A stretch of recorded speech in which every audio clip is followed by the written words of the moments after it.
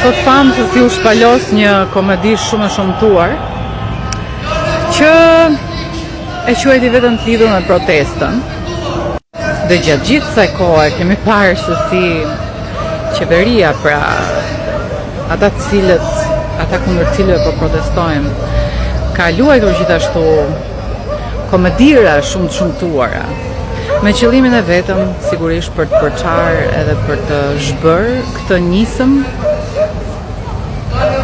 shumë të bukur, shumë të veçantë që bëri bashkë ata shqiptarë që janë qytetarë, punëtorë, familjarë, që i duan të mirën këtij vendi dhe që mendonin deri dje se ishin vetëm. Dhe kjo ishte mrekullia e kësaj proteste dhe kjo është arsyeja pse të gjithë ne kur vinim në bulevard, të paktën muajin e parë ishim herës edhe të mallëngjyrë. Dhe pas 1001 mëndzyrave që janë thënë për këtë protestë, nuk po e dëgjoj asfund të thuhet gjëja më e rëndësishme. Ose më saktë është harruar se kjo protestë ka bërë bashkë njerëz që vinë nga rrethana nga më të ndryshmet dhe që kanë bindje nga më të ndryshmet, por bëhen bashkë nga një kaos që është ajo e lirisë, se të gjitha revolucionet kërkojnë të njëjtën gjë, që është gjithmonë liria. Liria nga zgjedhja e atyre që na e kanë bërë të vështirë që të ndihemi të shpërblyer dhe të gjejmë meritokraci në këtë vend.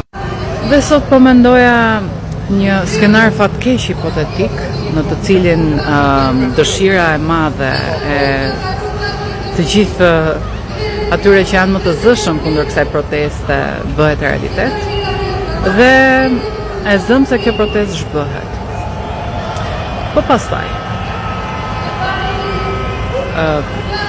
kam përshtypjen që janë shumë të vetëdijshëm për atë që do të ndodhë pastaj dhe kjo është ajo që më trishton më shumë, që ata e dinë që përtej gjithë atyre konspiracioneve, jo iraniani, jo ky ajo, në fakt ka qytetarë të cilët janë këtu me shpirt dhe e dinë shumë mirë se këta që janë një shtresë shumë e mirë e vendit tonë dhe janë ata që po e mbajnë vendin në këmbë, se janë ata që punojnë dhe janë ata që prodhojnë dhe janë ata që janë shkolluar dhe kanë zgjedhur të rinë këtu për ta bërë këtë vend, ashtu sikundër për të bërë edhe veten e tyre në këtë vend sigurisht, se guri rëndon në vend vet, thonë.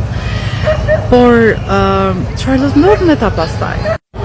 Do të ndodhë ajo që kjo stres që mund të ishte dhënë në dorë që ta bënte vendin, do frustrohet, do ndihet akoma më shtypur. Nuk do lejohet që të japi më të mirën e vet. Do të vazhdoj t'ju jepet vendi atyre që u është dhënë deri tani, që janë patronazhistë, që janë njerëz që këtij vendi vetëm i marrin, pa i dhënë asgjë mbrapsht, në mënyrë parazitare. E kam thënë që vërtet ndonjëherë druaj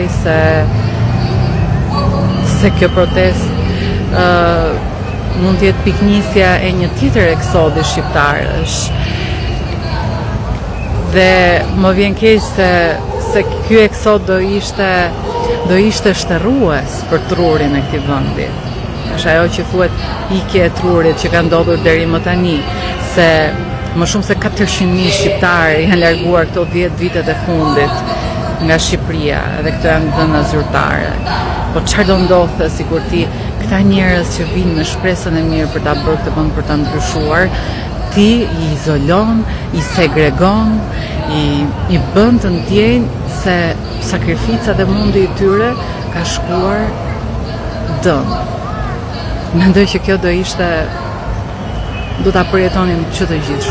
Dhe ky do ishte skenari më i tmerrshëm, sepse nëse këta njerëz që janë shpresa që i ka ngelur këtij vendi, se shpresa e një vendi për një të ardhmen më të mirë janë gjithmonë njerëzit e shkolluar që punojnë, ata që vazhdojnë të besojnë disa ideale dhe nuk tregohen cinik. Dhe do ja linin këtë vend të hapur që të mund të bënin fest pikërisht këta njerëz që deri më sot e kanë shitur dinjitetin njerëzor, kanë kanë bërë kompromise që as llogariten fare, po tani po shesin edhe vendin. Ja, këta do ngeleshin. Edhe di, nuk do kishte më njeri për tu thënë stop dhe nuk do ngelje më njeri për t'i ndaluar. Dhe kjo është arsyeja pse po bëhemi 50 ditë që dalim këtu, pavarësisht diferencave që mund të kemi me njëri tjetrin. Nuk ka mënyrë tjetër se si mund ta luftojmë atë që po përpiqet bëhet na përçajnë, na syzhyrnosin. Vetëm duke dalë në protestë nuk ka mënyrë tjetër. Unë nuk di në një mënyrë më të mirë. Sepse nuk dua të jem gjallë. Kudo ku të jem, nuk dua të jem gjallë në atë ditë kur ky të mbetet vendi i menxyrës dhe vendi i parazitizmit.